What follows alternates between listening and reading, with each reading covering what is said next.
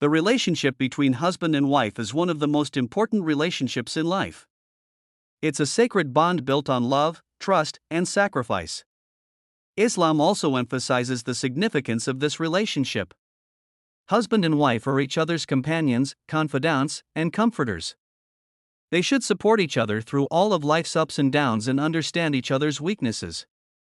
For a successful marriage, it's essential for both to respect each other and value each other's opinions. Love and affection between husband and wife are crucial. They should express their feelings and make time for each other. Finding joy in small things and giving each other gifts are also good ways to strengthen love. Husband and wife should respect each other's families and maintain good relationships with them. Supporting each other in difficult times and encouraging each other further strengthens this bond. Communication and understanding are very important in a husband-wife relationship. They should solve their problems together.